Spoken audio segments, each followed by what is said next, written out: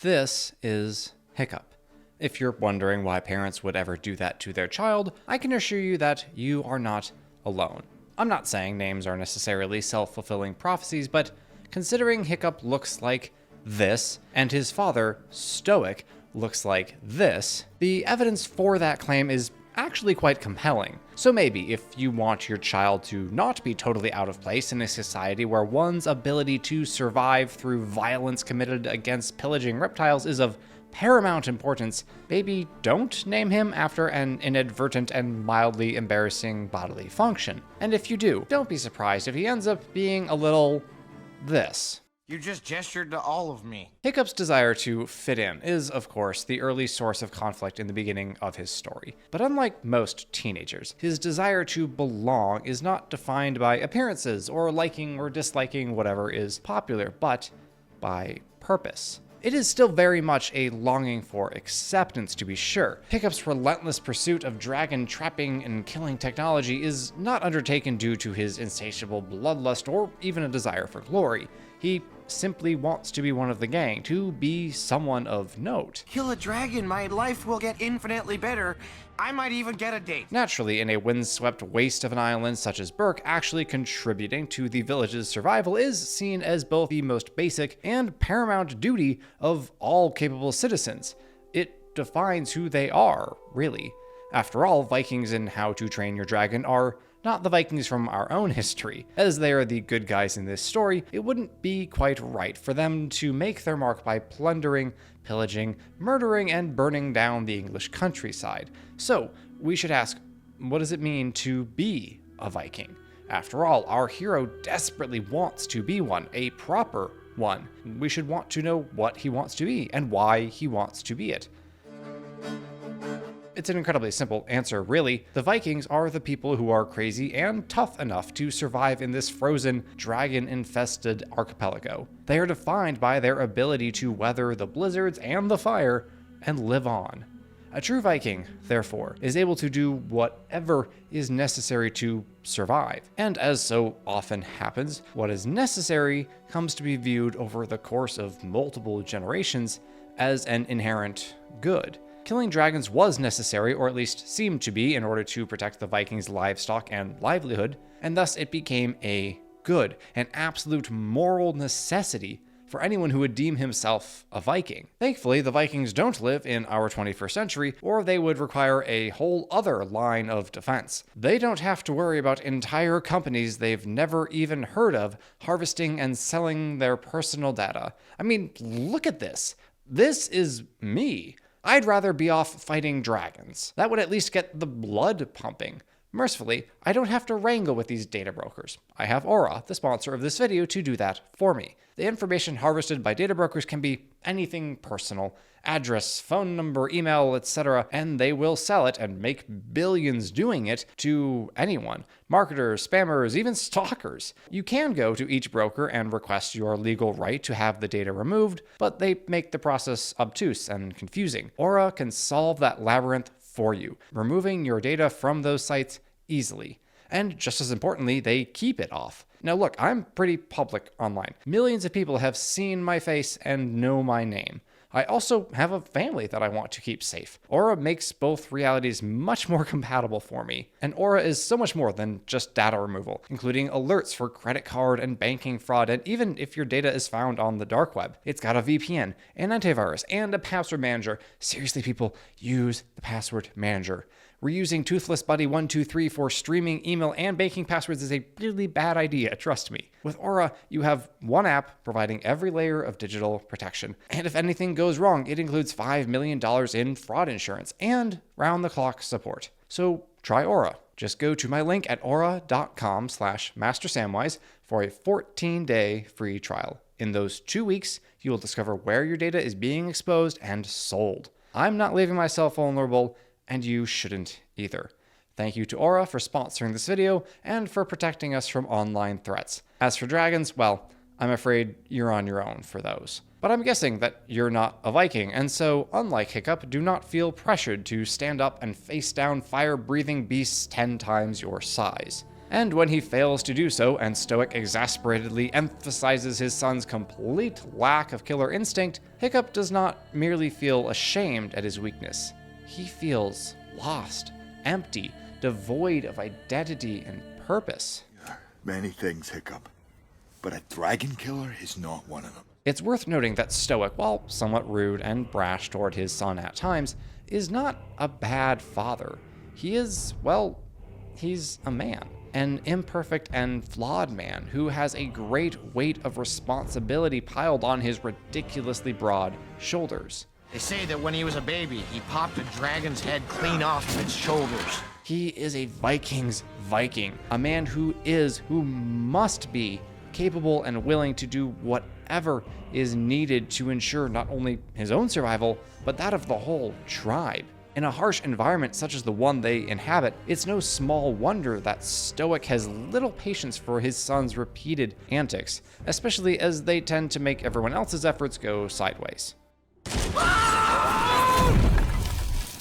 One of the more difficult truths to accept as a parent is that your children will often be unlike you in virtues and like you in your vices. My oldest son is 6 as of this writing and is starting to play sports. I was and still am an extremely competitive person, and I can remember being fully locked in from a very young age whenever I played any type of game. My son, however, is less focused. If the ball is hit or kicked to him, well, it's quite likely that he will be daydreaming about castles, knights, and dragons while his teammate runs over and fields or kicks the ball for him.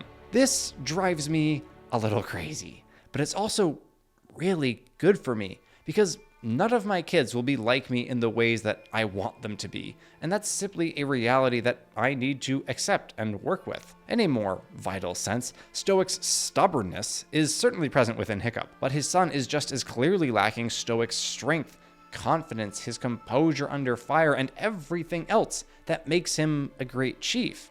When their very society depends on the qualities which Stoic displays so effortlessly, he is naturally and understandably frustrated at Hiccup's lack of competence. Even as a boy, I knew what I was, what I had to become. Hiccup is not that boy. However, there is one undeniable and admirable trait embodied by Hiccup: optimism, often paired with persistence. Hiccup believes that he can do whatever he puts his mind to, a belief that proves correct in this early scene, leading to the downing of a dragon and the opportunity for Hiccup to cement himself as one who can, in fact, contribute to the survival of their little society, as a real and true Viking. I'm gonna kill you, dragon. I'm gonna cut out your heart and take it to my father. I am a Viking!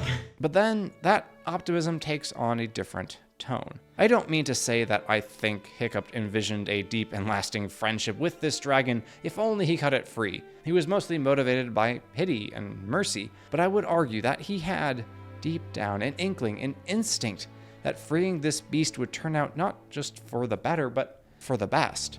Not that pity by itself is not a good reason to be merciful, of course it is. J.R.R. Tolkien makes this point emphatically in the case of Gollum, who could have easily been slain by Bilbo in The Hobbit, and then by Sam Gamgee on the slopes of Mount Doom, but both hobbits chose to let the poor creature live because they took pity on him. And in the end, their collective choice was the only reason that Sauron was ultimately defeated. But such foresight is obviously beyond ordinary people such as Hiccup. Even his optimistic and hopeful outlook, let alone his status as a dreamer, stand in stark contrast to the rest of his tribe. The Vikings of Berk live very much in the real world. They do what they believe they have to do in order to survive. They don't make time or have energy to dream, which largely limits their ability to be optimistic. And true, virtuous optimism is not simply putting on a brave face and believing things will work out if you just try hard enough. It is instead a steadfast faith that doing the right thing, even when it is unpopular or seemingly impossible, will lead to the best outcome. And not just for you, but for everyone. When Hiccup put his knife down, it was because he knew on one level or another that the ultimate solution to Berk's dragon problem did not lie in continuing to act as they always had. He realized that there must be a better way. And so, optimist that he is, he sought it out. Everything we know about you guys is wrong. I do love that dragons are basically big reptilian flying dogs in this universe. It makes them a lot easier to love. And the scenes where Hiccup and Toothless bond are simply incredible. The movie does a masterful job showing their mutual trust gradually increasing. Out of necessity, to be sure, but increasing nonetheless. It doesn't hurt that the soundtrack is absolutely phenomenal. It is an absolute masterclass of theme writing, I assume. I know nothing about music theory, but I know when music makes me feel things as good music is supposed to, and the sheer joy and triumph that these bars exude as Hiccup and Toothless finally come together as dragon and rider defy proper description. Their bond is one that neither has ever really experienced before. It's a friendship.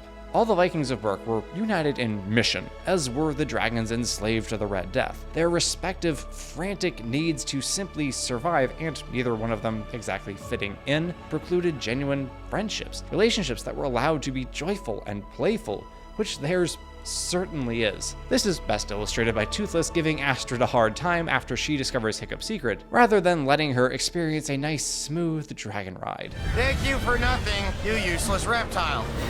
Of course, this period of play and the joy of discovery cannot last forever, especially after Stoic hears of Hiccup's way with the beasts in the training arena and his enthusiasm suddenly boils over. With you doing so well in the ring, we finally have something to talk about. You can tell Stoic has been waiting, hoping against all hope for this moment. He wants to bond with his son, to share something with him. But Stoic's days are necessarily dominated by the needs of the village. A dragon slayer is practically all he is because that's all he was allowed to be. He does want to be more than that. He eagerly desires to be a father to Hiccup, but before now he couldn't really accomplish both. With that barrier apparently broken, he is overjoyed. This scene is of crucial importance because it shows us that Stoic really does have a heart, that he genuinely loves Hiccup even if he doesn't understand him. He's not merely excited about the prospect of one more Viking to throw into the meat grinder.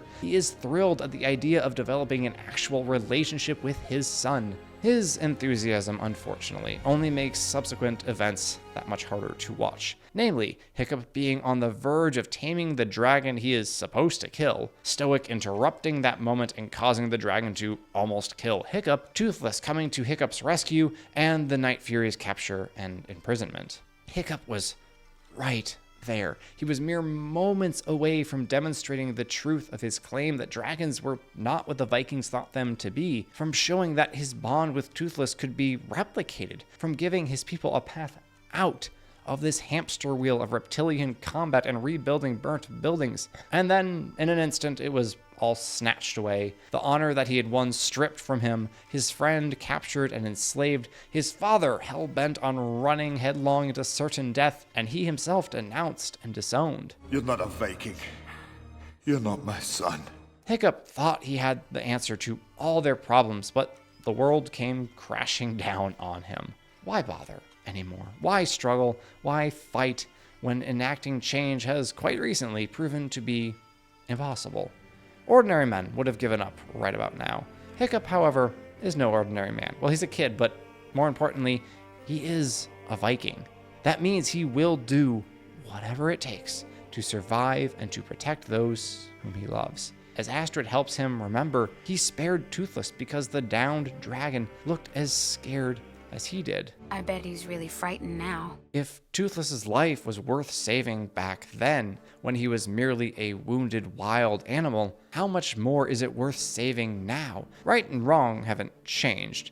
The climb just looks a lot steeper after this setback. So, what is Hiccup to do? Probably something stupid. But you've already done that. Then something crazy. But don't let me fool you into thinking that the story has made Stoic into an all-out villain. Even as he leads his men into an ill-fated battle against the massive Red Death and witnesses just how outmatched he really is, the Viking chieftain never wavers. I could buy them a few minutes if I give that thing someone to hunt.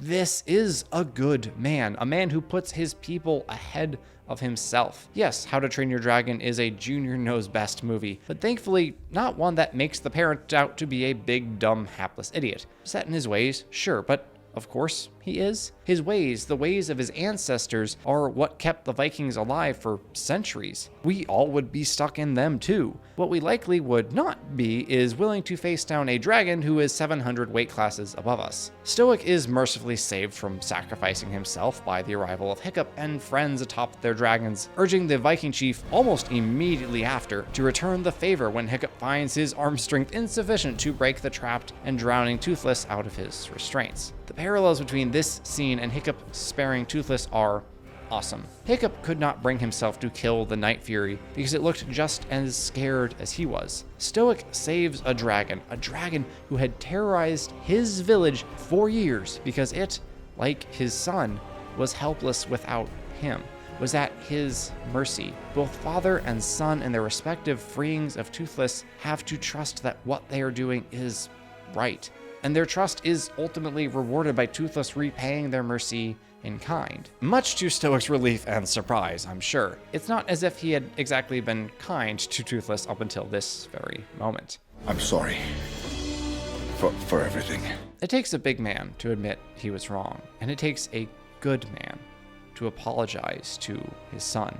Parents feel a lot of pressure to be right. We're the adults, we know better than our kids do, after all. But we're not infallible. In fact, since we are called on to make decisions constantly day in and day out, we are bound to make any number of mistakes. At some point, our kids are going to realize that. And maybe at the same point in time, maybe a good while later, we will come face to face with that reality as well. It is critically important that in that moment, we do not double down on our failures and shortcomings, insisting in our pride that we are right because we think we have to be right. This was that moment for Stoic.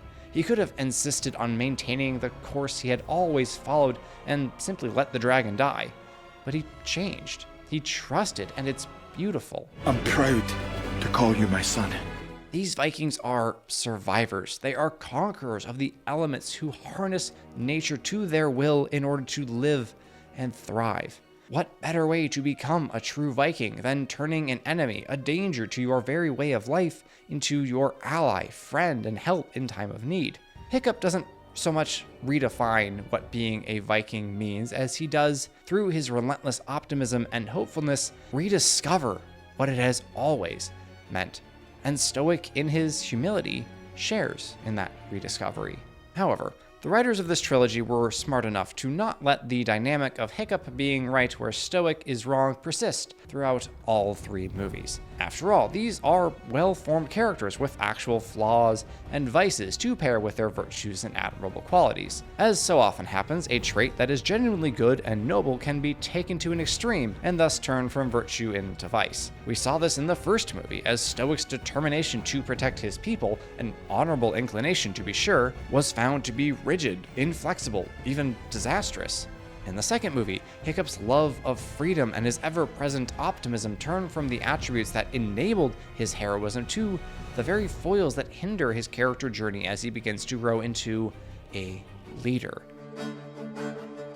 When we are reintroduced to Hiccup and Berk, we find the two of them separated, as our hero is more interested in exploring and mapping the world around their island than he is in actually running said island, which is, as it turns out, supposed to be his job in the near future. So I've decided To make you chief!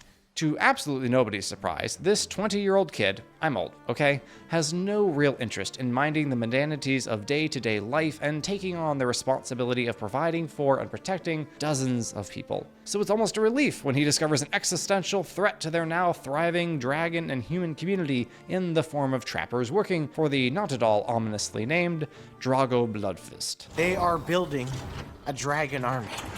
Here is where we see Hiccup's other admirable trait, his optimism, begin to turn from virtue into vice. Hiccup has, after all, convinced an entire island of Vikings that dragons are worthy of respect, kindness, and friendship. He got his own father, a legendary slayer of dragons, to change his mind on the beasts. Surely he can sway anybody to his point of view, right? The invincible optimism of youth would certainly tell him so. His father, however, has a different opinion. Peace is over, Hiccup. Oh, Some minds won't be changed, Hiccup. And as before, this viewpoint of Stoics is rooted in experience, namely Drago very nearly killing him and quite successfully wiping out the other chiefs who refused to bow to the warlord. Well, Hiccup has been here before. No big deal. Disobeying his father's orders and pursuing his own goals bright-eyed and full of idealism is just another Tuesday for the would-be chief of Berk. That decision, as it turns out, would lead to his reunion with his mother, who, surprise, is not dead, but is in fact a dragon whisperer and protector. In case you, like me, totally forgot the plot of this movie, or just didn't know, Hiccup's mother aspired to be a peacemaker between Viking and dragon, but unlike her son, had no practical method of effecting that change, and instead just ran around randomly stopping Vikings from killing dragons during an active assault by the dragons on their village, leaving her own infant son unguarded and allowing a dragon to waltz into his room in the process. Her confrontation with the apparently gentle dragon ended with Hiccup getting an accidental scar, and her being abducted by the very same dragon, assumedly to be devoured as a snack on the flight back home. Oh, Cloud Jumper never meant to harm me. Instead of then doing everything she could to return home to her husband and son, Valka chose to remain with the dragons, communing with them, learning about them, rescuing them from those who would enslave and weaponize them. Now, you might think that she should be ashamed of her actions. You might think that she could have spent the last 20 years coming up with a plan to share what she knows with her people, and thus ensuring that she could achieve the peace she so fervently desired. You might think that she could have taken it upon herself to stealthily check in on Berk, Stoic, and Hiccup every once in a while, and thus would have discovered 5 years ago that said peace had already been achieved on her home island. You might even think that failing to do all of that makes her a pretty awful and neglectful wife and mother. Anyway, Hiccup is far more forgiving and gracious than I would be if I discovered that my mother had abandoned me,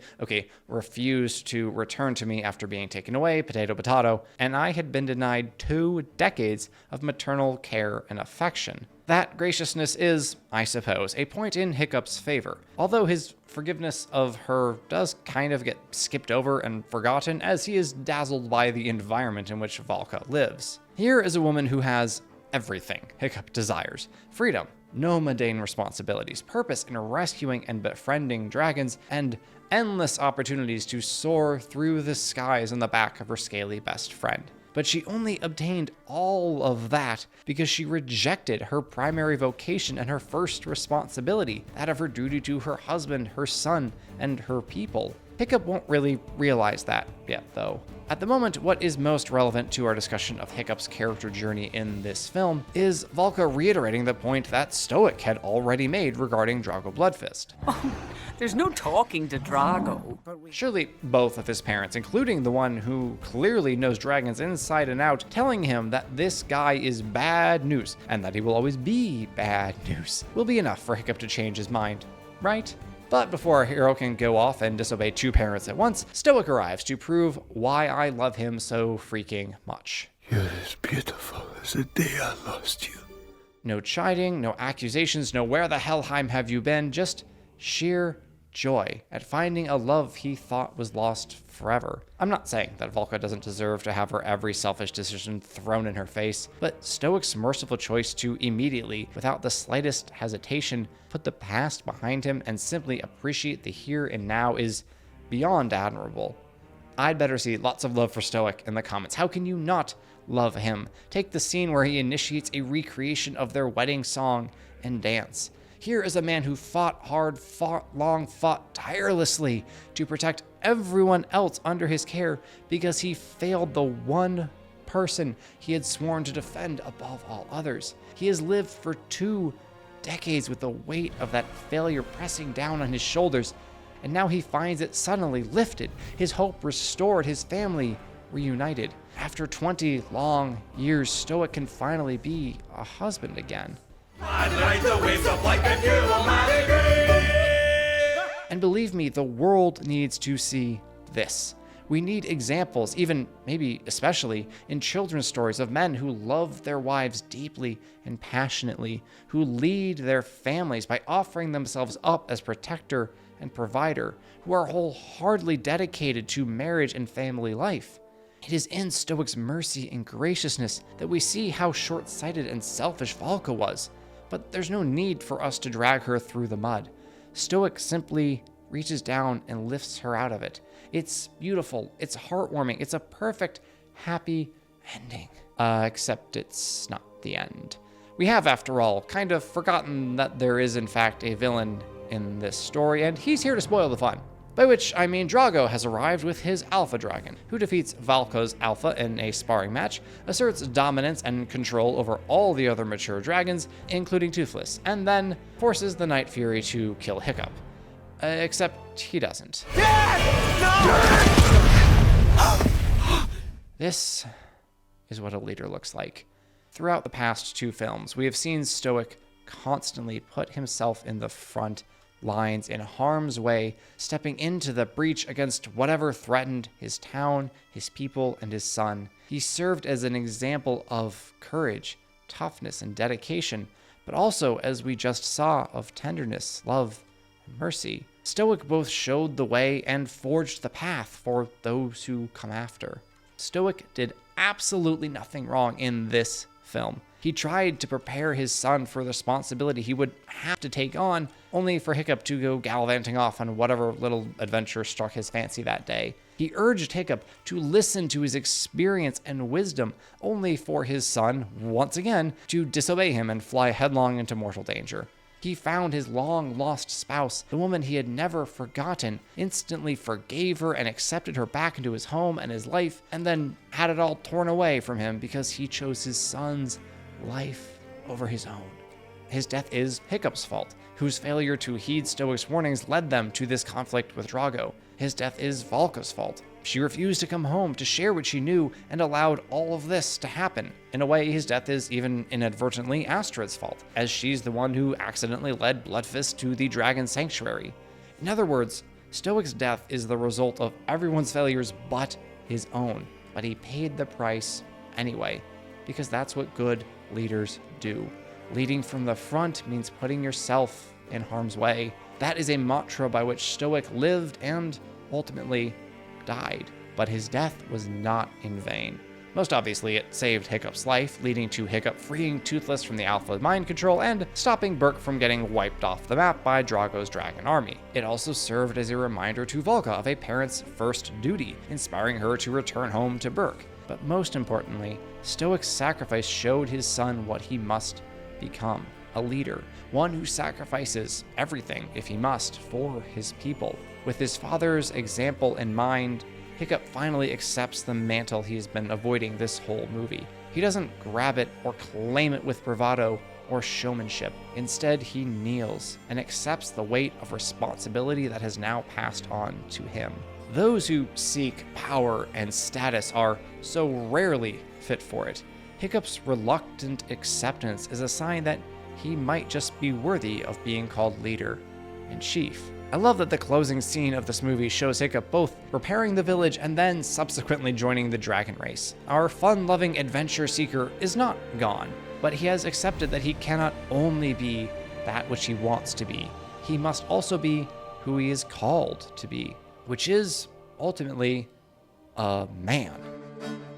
Let us not forget that when the third movie begins, Hiccup is only 21 years old. The male prefrontal cortex doesn't develop fully until about age 25, and if there is one thing that we can count on a movie called How to Train Your Dragon to be, it is scientifically accurate. So we should not be remotely surprised that our hero still has some maturing to do. But Hiccup, at the beginning of The Hidden World, is a competent and confident leader. His ability to innovate has been harnessed and put to use for the continued good of the tribe and their dragons. In fact, Hiccup might be a little too good at rescuing dragons from trappers, as evidenced by Berk bursting at the seams with oversized reptiles. When this is brought up as an issue by Gobber, we see that Hiccup still retains his youthful optimism. Point is, you can't keep bringing dragons back here.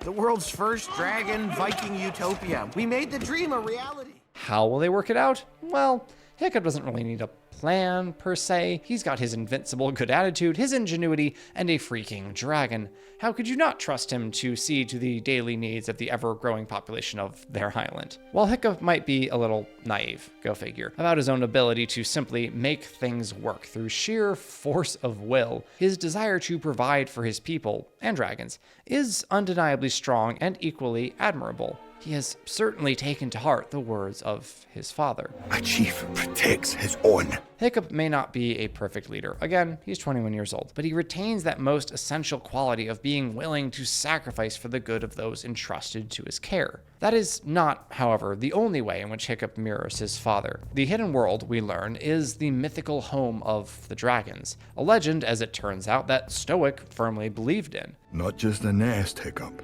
but a land from which all dragons come. And although his intentions at that time were quite different than his son's current ones, we see in Hiccup's steadfast belief in the reality of the hidden world a persistent love for and trust of his father. Even in death, Stoic lives on through his son, sometimes in surprising and unexpected ways, and in a way that honestly isn't exactly ideal. Chasing after legends and clinging to stories about mystical would-be paradises are not generally wise undertakings for a responsible leader.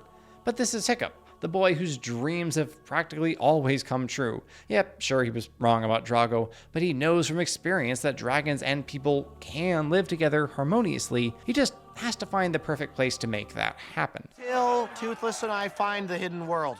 Hiccup is, as we have noted no small number of times now, an idealist, which I think we all should be to an extent. We should have ideals toward which we strive, but should focus most of our attention, effort, and energy on our personal ideals, striving above all else to simply be the most courageous, most responsible, and most loving people we can be. The outside world is largely beyond our control. The wills of others are things we can at best influence a little, and our own power to affect change outside of ourselves is remarkably small.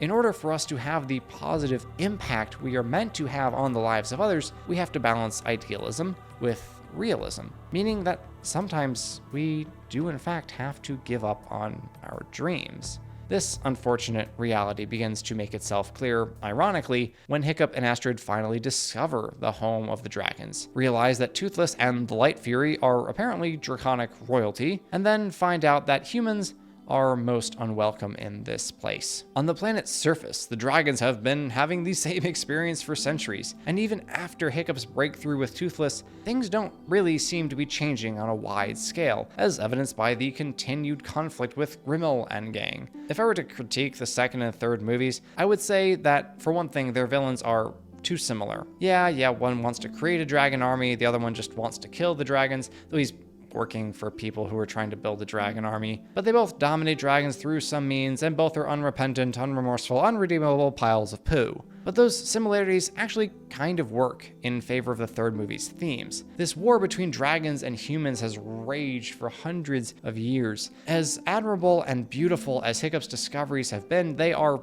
nothing in the face of centuries of combat and the resulting learned behaviors. Hiccup's ideal is finally and definitively forced to meet the real. His dream of perpetual and communal peace is, he sees now, undeniably out of reach. Which, for a boy who forged his identity on the back of a dragon, is less than ideal. You are nothing without your dragon.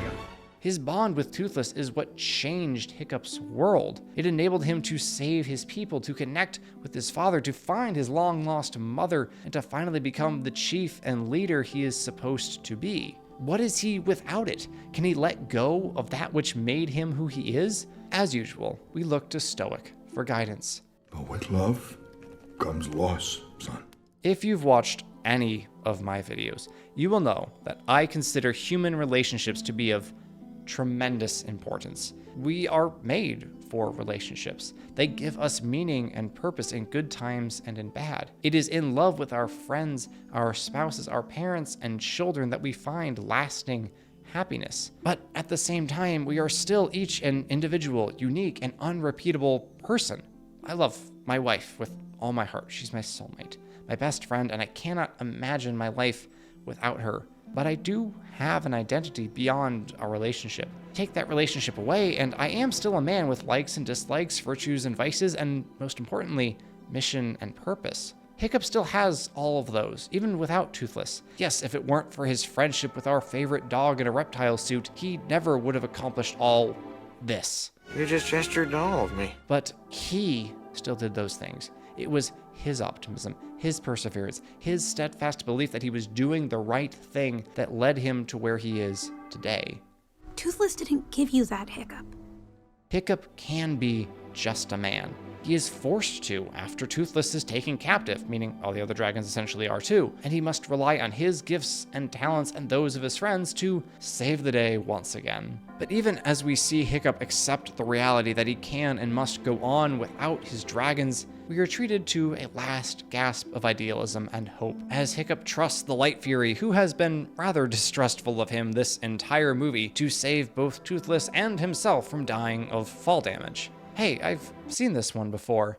Dang nabbit, Stoic, you just gotta be everywhere, don't you? Of course, his influence doesn't end there. I refer you to his previously mentioned quote. But with love comes loss, son.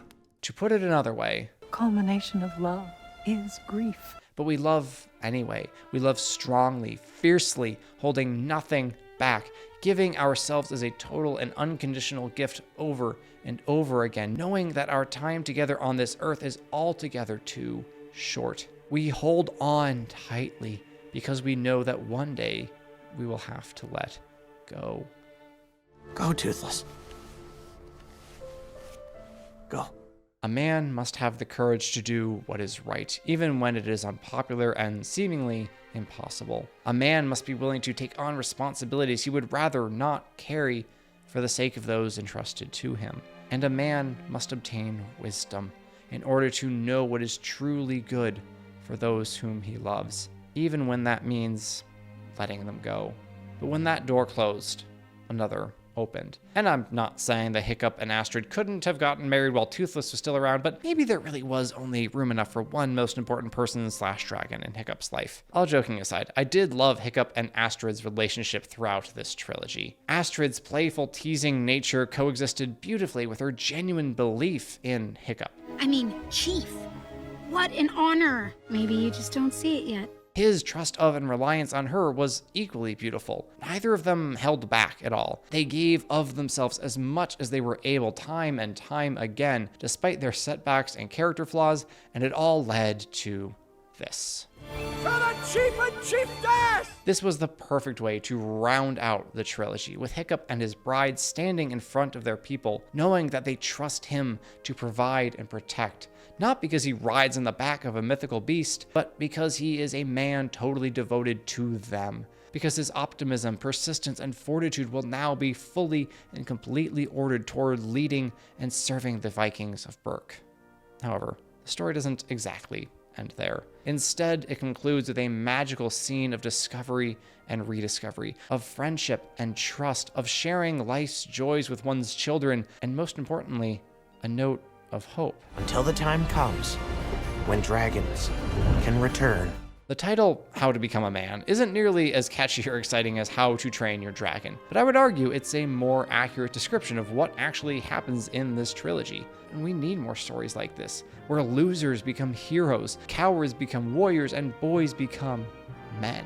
Men who lead, who serve, who love, who fight, who get married, have children, and pass on what they have learned to those who come after.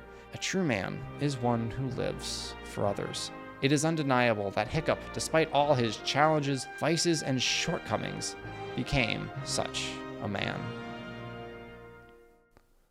Well, thank you, dear viewer, for reaching the end of another essay. I hope you enjoyed it, and if you did, please leave a like to tell YouTube you want other people to enjoy it as well. If you want to go a step further to support the channel, please consider joining my Patreon. And if you really want me to talk about a given story and are willing to sponsor that essay, consider the Paragon tier, where you pick a character or narrative for me to break down in my usual style. Regardless, thank you so much for staying all the way to the end. God bless you, and I will see you in the next one.